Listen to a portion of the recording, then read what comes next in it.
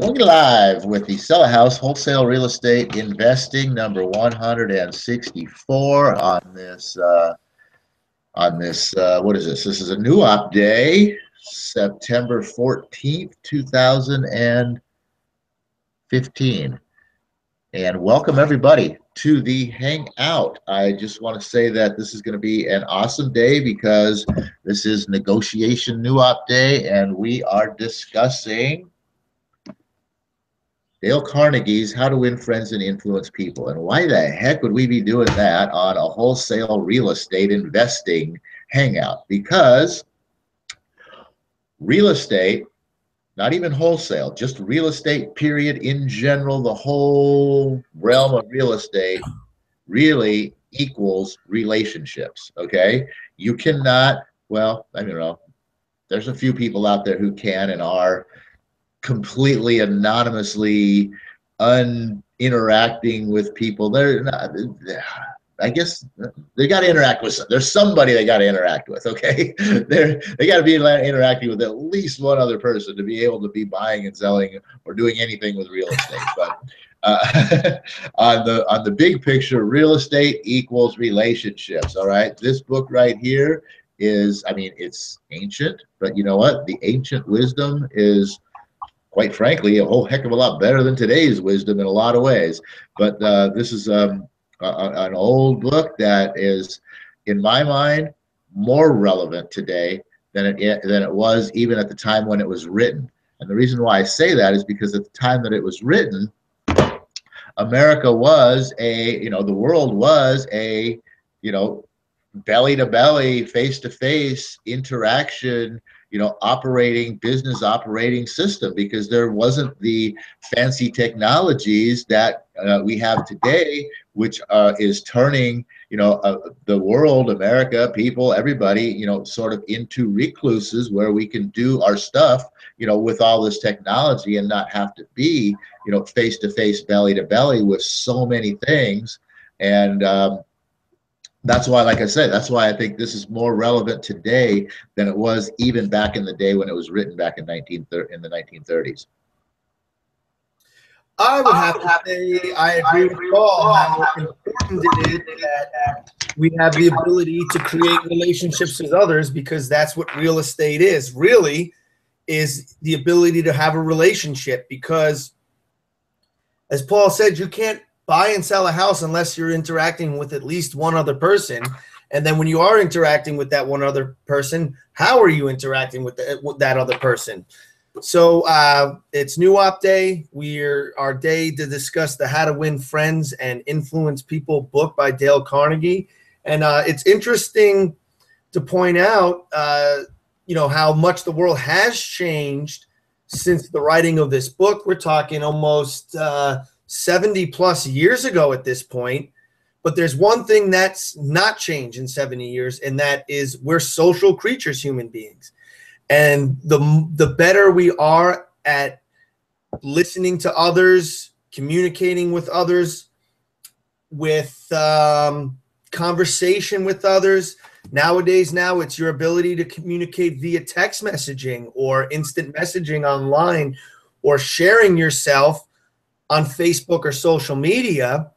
And then part of that whole thing is, creating relationships on those mediums by commenting on people's pictures, liking people's posts. But it all comes back down to one basic human necessity, and that's the need to be social creatures. And then also know there is a system and things that you can learn to be better in the social environment. So that's kind of what these new op days is all about, and what this book's all about. Awesome. So last session on New Op Day, I covered the intro basically in the how this book was written and why, and also the 9 suggestions on how to get the most out of this book. I'm going to start today just by recapping the at the end of that chapter right there before we get started in here, what those 9 things are. And basically, in order to get the most out of this book, develop a deep, driving desire to master the principles of human relations, okay? You don't have a desire to develop that, this book ain't going to do you any good. Okay, 2, read each chapter twice before going on to the next one. He talks about blasting through the reading it one time and then going back and review reading it and highlighting and making notes and all that. As you read, number 3, as you read, stop frequently and ask yourself how you can apply each question or each suggestion.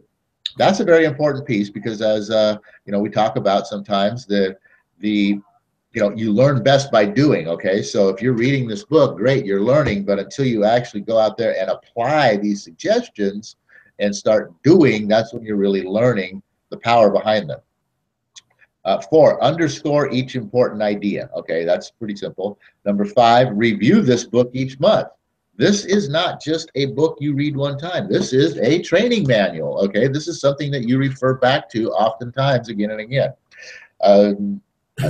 Well, he's got them lettered, so I've lost what number I was on. F, apply these principles at every opportunity. Use this volume as a working handbook to help you solve your daily problems.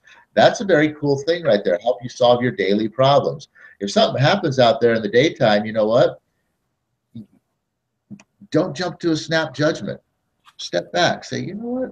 Maybe I better stop and think about this. Come back, look through the book, find a piece that is going to help you with this. And you know what? You might come up, and I'm going to show an example of this. You might come up with a whole different approach that's going to work a lot better than what would have happened or could have happened.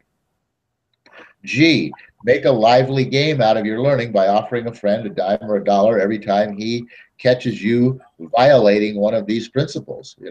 Basically what he's talking about is get an accountability partner. The next is check up each week on your progress that you are making. Ask yourself what mistakes you have made, what improvement and what lessons you have learned for the future. So yeah, review. Review is important. You don't know, you can't correct and continue if you don't review and correct first. You can't move forward until you correct what you're doing wrong. Otherwise, you're just going to keep beating your head against the same piece of that wall. And then the final one is keep notes in the back of this book showing how and when you have applied these principles. So, keep a record, keep a log of, what you're doing out there and when you're doing it, and combining, the what and when with the results is how you're going to really be able to apply more and become more successful. Yes, I want to throw in one other thing from the preface of this book really here before we even get into chapter 1. And Paul, great breakdown of all the ways to make the most use out of this book.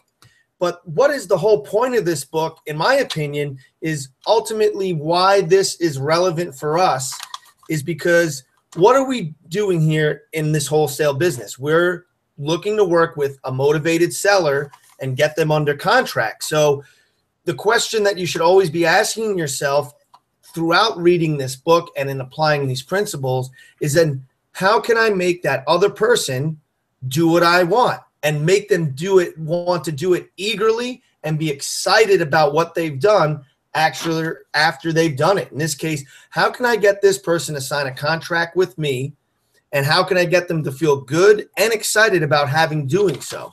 And that's the purpose of why we're going over this book. And the reason I bring this up is there's one more piece in the preface other than just the ways to get the best use out of it. And he kind of breaks down very simply a little system for self-analysis, what he calls an engagement book.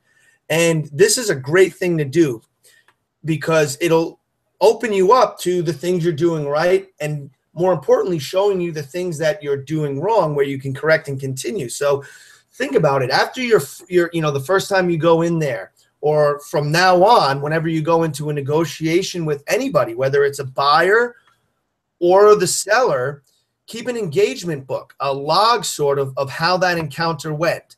Did you get them to do what you wanted them to do? How did you get them to do it? Or why did you fail in doing so? Yeah. What did I say right? What do I feel I said wrong? How was their reaction to this?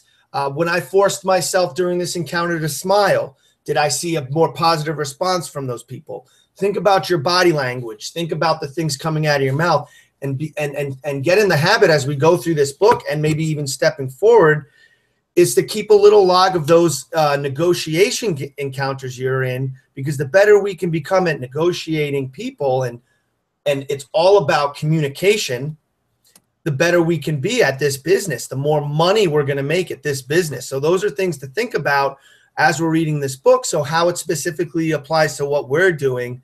And then, of course, come up with a little system. And he goes right into it a little bit in the preface here before he even starts chapter 1 about the idea of keeping that engagement, that logbook. That's so a huge, let's throw that in. Yeah, that's a huge tip and a very powerful tool.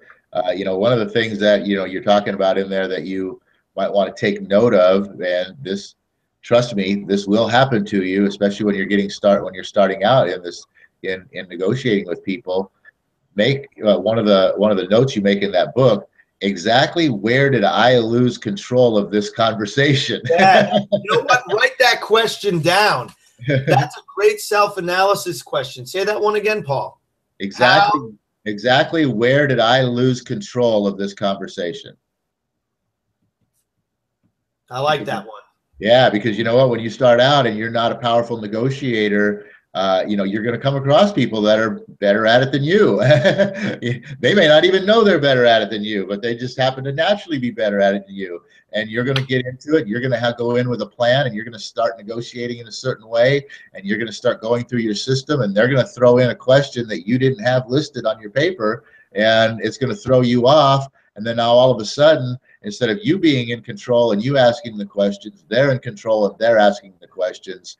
And that's a key spot in your processes where you want to know exactly where that's happening each and every time, because where you want that to actually happen is, after you've left the room with ink on the paper. That's when you want to lose control of that conversation. And not before. Absolutely. So, great. That basically covers it. So I hope everybody that's jumping into this hangout, just in case someone came in late, we're discussing every new op day. For you laymen out there, it's Mondays, how to win friends, influence people. So we've gone over this preface and the ideas about just getting started in the book.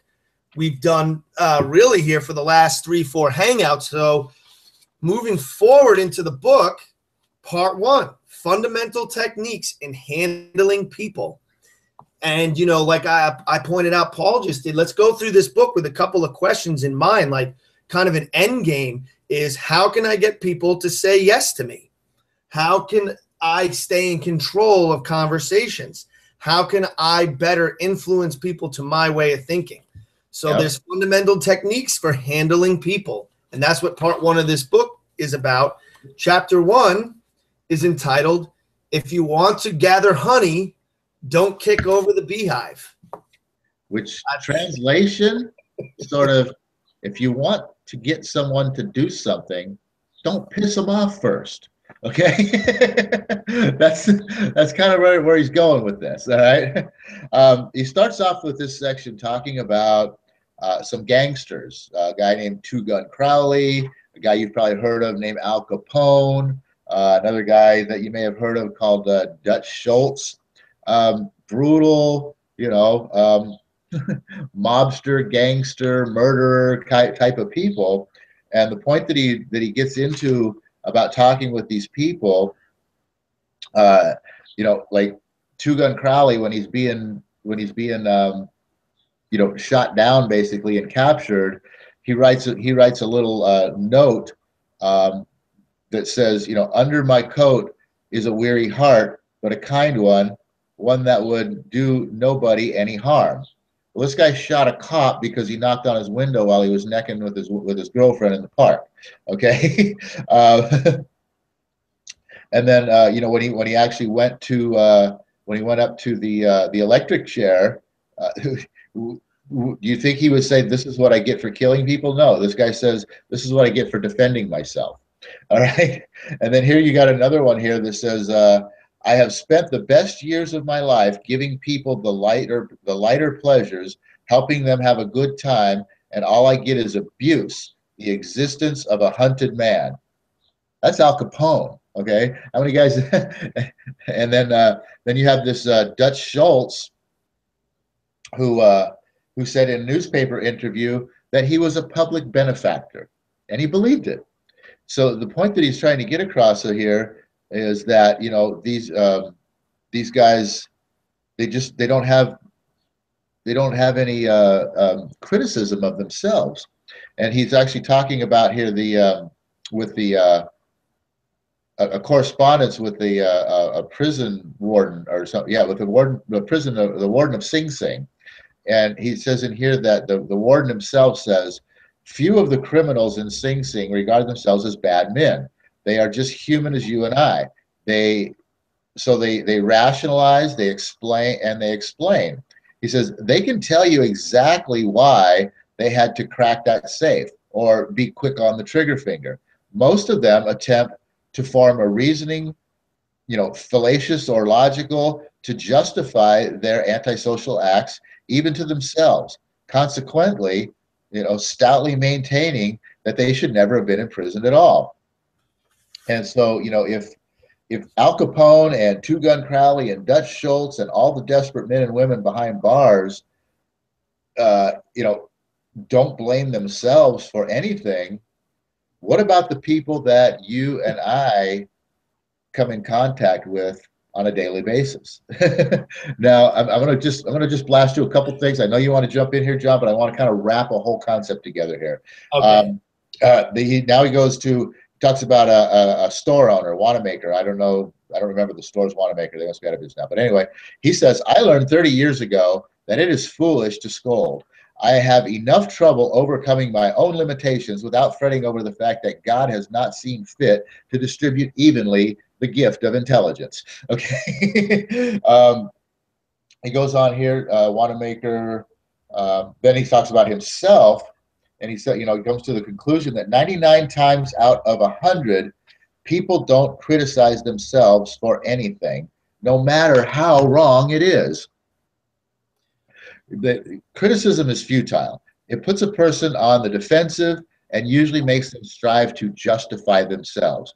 Criticism is dangerous because it wounds a person's precious pride, hurts his sense of importance, and arouses resentment. A famous psychologist of the day, B.F. Skinner, he proved through animal experiments that rewarding for good behavior will much more rapidly the animal will learn much more rapidly and retain what it learns far more effectively. And later studies show that the same applies in humans.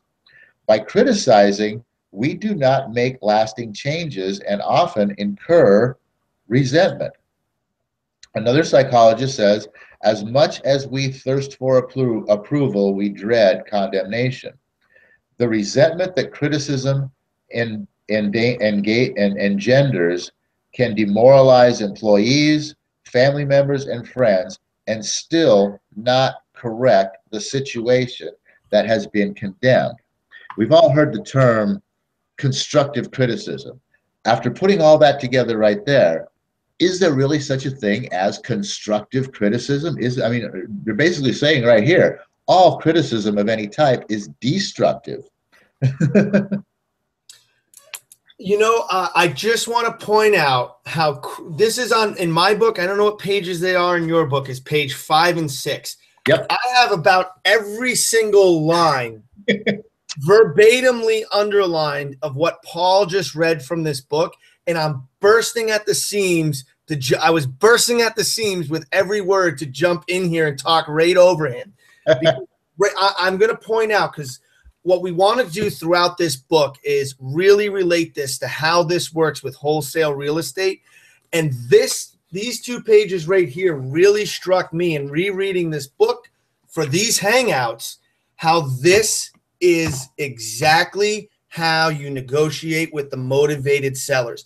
And the story of Two Gun and the story of Al Capone and Dutch Schultz is the story that I hear out of 98% of the mouths of the motivated seller. And no, they didn't kill people. No, they didn't run illegal liquor and end up in prison. But no, they didn't pay their bills either. How is their story similar? Is in the fact that when you're in a situation with a seller who's the true definition of the motivated seller, the guy that needs to get out of this property and they're giving it away, sometimes at 40 cents on the dollar because they're desperate. But they all have one huge thing in common. And when you sit with these people, block out 2 hours of your day and put your psychiatrist hat on and just use these, because they will use everything that comes out of their mouth is an excuse and blaming everything else except for themselves. And the last, you want to sit there and you want to listen with a sympathetic ear and make them feel like they're the most important person. And there's no purpose and no point at all within those conversations where you should even think for a second about putting them down for what they've done. Oh yeah, no, it's the HOA's fault. It's the taxes. It's the city collector's fault. But at the end of the day, you know, they're going to punish you and take away your property. I get that. It's them. But here's how I can help reward you for the wrong that's being done. Hence, yes to selling us the property. I just want to point out here how important this is. And this is like the step one of understanding Wholesale 101 is what Paul just read out of this book and shared from this book, because this is 98% of the people you're going to be talking with in wholesale real estate when you're working with that motivated seller. And I just can't say how critically important it is for you just to learn to listen and understand that they're coming from this what Wanamaker says that I learned 30 years ago that is foolish to scold.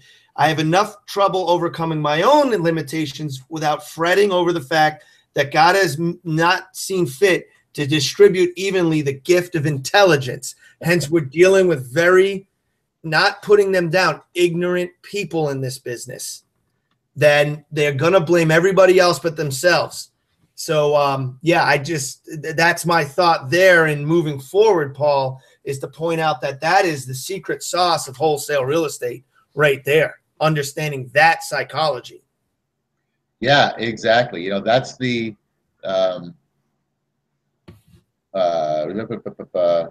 that's sort of the gathering honey part, you know, is like John says, is, you know, these people are, you know, anyone who's motivated, like you said, is in a somewhat of a desperate situation.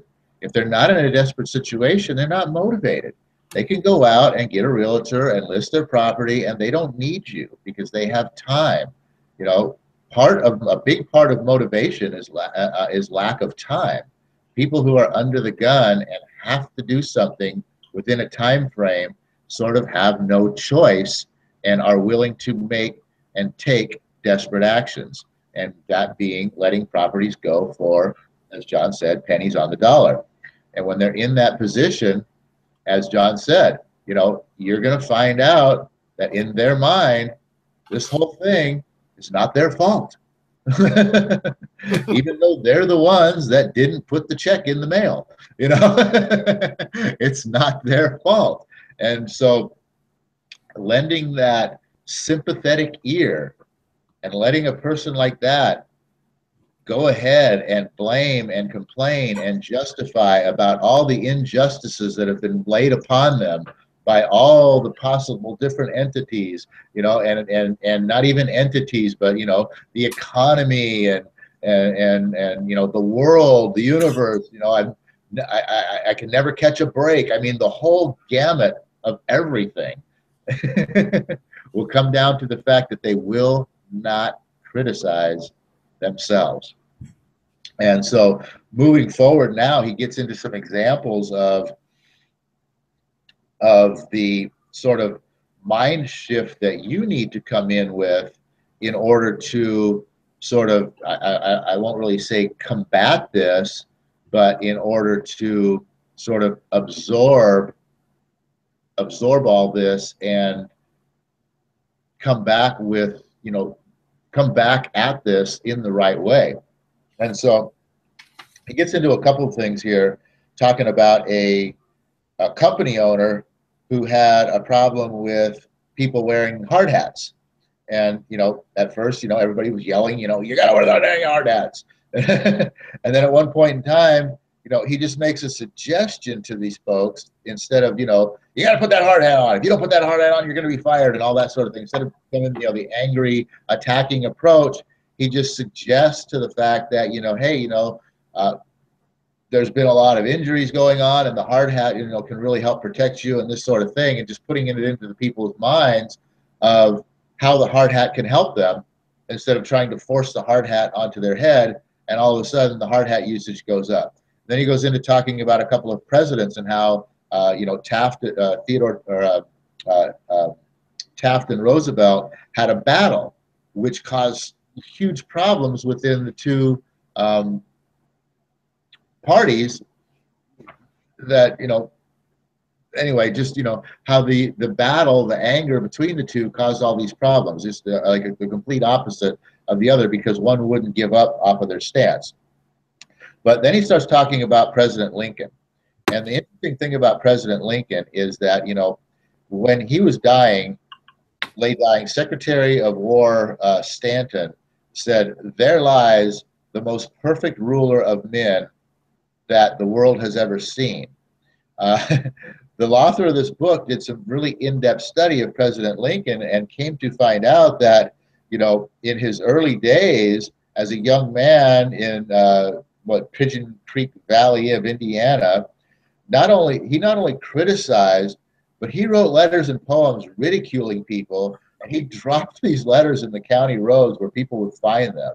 And then even as later on, as he became a practicing lawyer in Springfield, Illinois, he attacked his opponents openly in letters published in the newspapers. But he did this once too often, and I think this is possibly where he, sort of became that man where he turned into the most perfect ruler, that the men of the world have ever seen, is because he wrote a letter in autumn of '42 that ridiculed a vain, pugnacious politician named James Shields. Lincoln lampooned him through an anonymous letter that was published in the Journal. The town roared with laughter, and Shields, this sensitive and proud, boiled with indignation. He found out who wrote the letter, leaped on his horse, started after Lincoln, and challenged him to a duel. And, Lincoln didn't want to fight. He was opposed to dueling, but he couldn't get out of this without saving his honor. So they chose swords because Lincoln had long arms, and he went to, get lessons in sword fighting from a West Point graduate. And on the day of the duel, they show up on a sandbar on the Mississippi River, prepared to fight to the death. And, fortunately for both of them, their seconds at the last minute had intervened and, stopped this duel. But this is where Lincoln learned his lesson. And, never again from this point on did he ever write an insulting letter, and never again did he ridicule anyone. And from this moment on in time, he almost never criticized anyone for anything. And in his presidency during the Civil War, he had a number of, appointed generals to lead the Union Army that just blundered tragically, and this drove him freaking nuts, pacing the floors and whatnot. And while the whole nation is savagely condemning these generals for their incompetence, Lincoln says, with malice towards none and with malice towards none and charity for all, held his peace.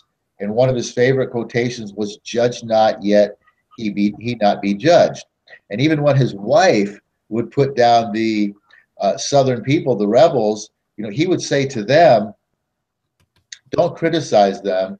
They are just what we would be under similar circumstances." And that's hugely powerful, because if you think about it, we're all a product of our environment and our upbringing and where we came from and all of that.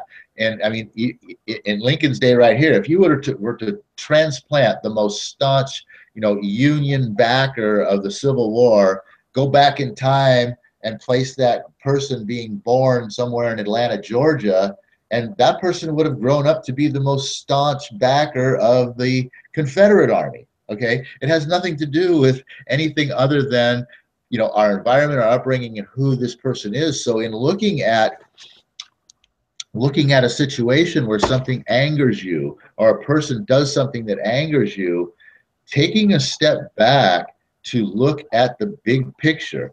Who is this person? You know, what went on here? I want to go a little bit further and just say that, you know, at one point in time during the Civil War, after the Battle of Gettysburg, General Lee was and his forces were retreating, but it had been raining hugely, massively for 3 days, and the banks of the River Potomac was uncrossable, and they were actually trapped right there up against the river on the Union side of the border. And President Lincoln caught wind of this and ordered his General Meade at the time to attack and to, you know, put an end to this, take them down. And General Meade did not. And the waters, you know, 3 days later, whatever it was, they had plenty of opportunity, and the waters receded, and General Lee retreated back to the south and pretty much got away. And, you know, this again infuriated President Lincoln to the point that he actually wrote this letter to General Meade. And he says, "My dear General, I do not believe you appreciate the magnitude of the misfortune involved in Lee's escape. He was within our easy grasp, and to have closed upon him would, in connection with our late successes, have ended the war. As it is, the war will be prolonged indefinitely. If you could not safely attack Lee last Monday, how can you possibly do so south of the river when you can take with you very few? Now no more than 2/3 of the forces you then had in hand. It would be unreasonable to expect, and I do not expect, that you can now effect much. Your golden opportunity is gone, and I am distressed immeasurably because of it." How do you think Meade reacted to this letter? Well, you know what? He didn't, because he never got it. President Lincoln never sent this letter. It was found in his papers after he passed away. And the author goes on, he says, "My guess," and this is very awesome right here.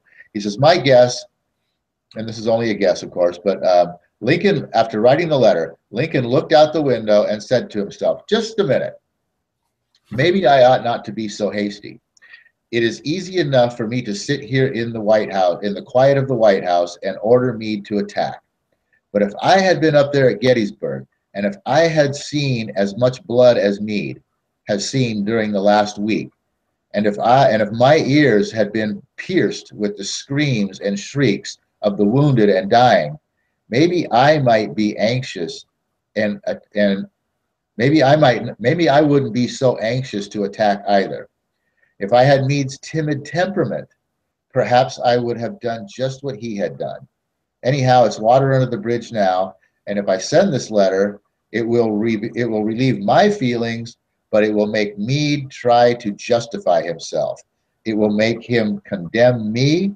It will arouse hard feelings, impair all his future usefulness as a commander, and perhaps force him to even resign from the army." That's powerful. And that's where I was just saying, understanding the people that you're dealing with, where they come from. He even says right there, with Meade's timid temperament, you know, I mean, maybe someone else without a timid temperament might have done something different, but with Meade's timid temperament, you know, who is this person you're dealing with?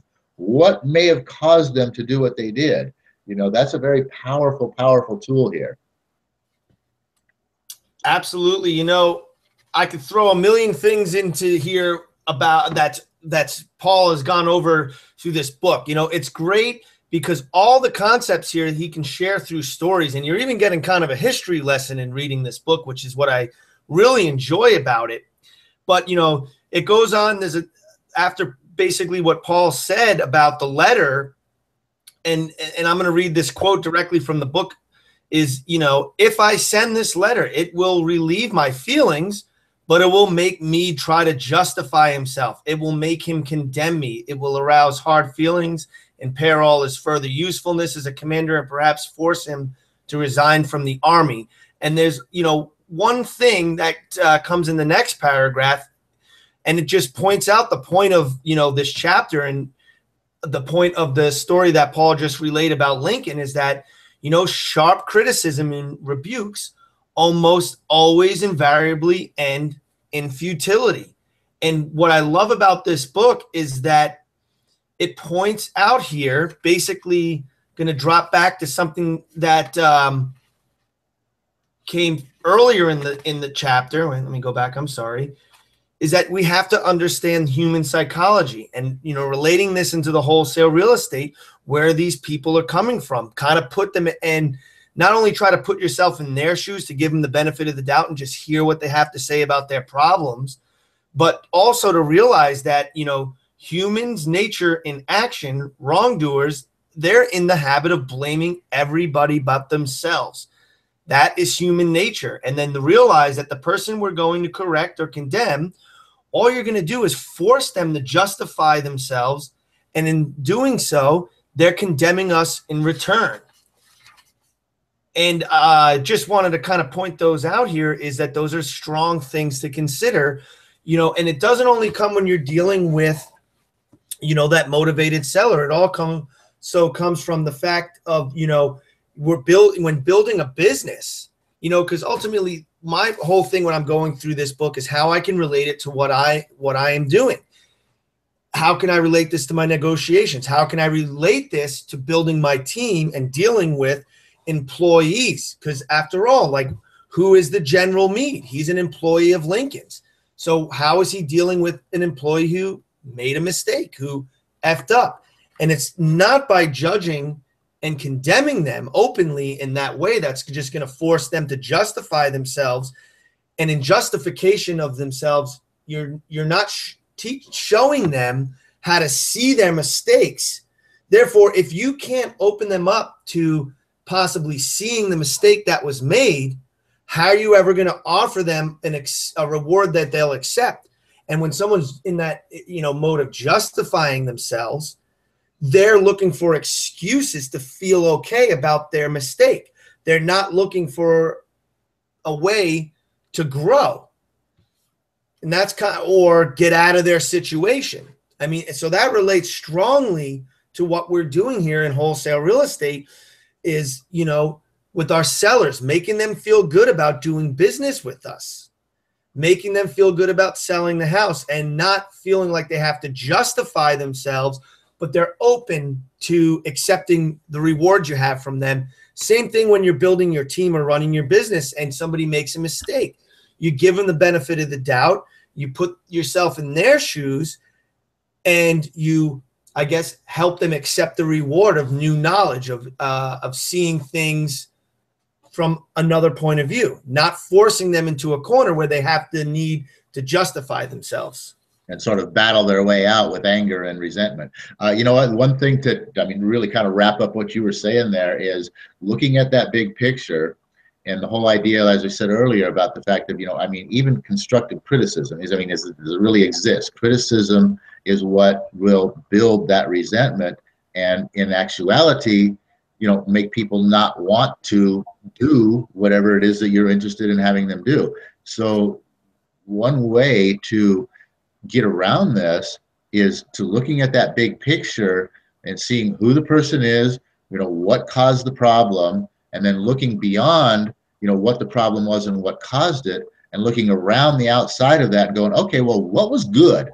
What happened that was really good with this, right? And you can say, okay, well, here's a few things I can point out, and start out with some praise. If you start out with some praise and you go, hey, you know what? This whole situation right here, if you look at this right here, I mean, what you did here was amazing. And this piece over here, that was perfect. And this over here, these are three great elements right here of what went on. You bring the praise first. You build their pride instead of cutting it down with the criticism right out of the gate. You build their pride inside of them.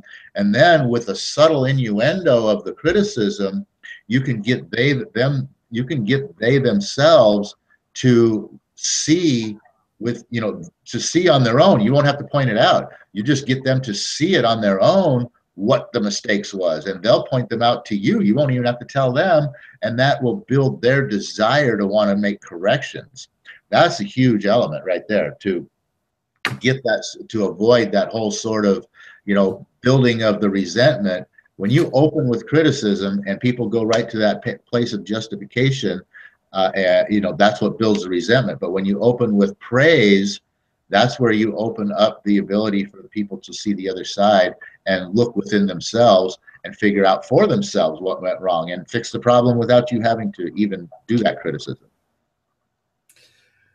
You just got me thinking of a powerful concept to consider when putting together your approach to a seller, or even when you're putting together a marketing piece. And this kind of specifically is an idea that just came to my mind about talking with people that are in foreclosure of some kind, pre-foreclosure or whatever type of foreclosure they're in, is that creating a marketing piece or a pitch to that person to make them feel empowered, by making them feel that they're in control.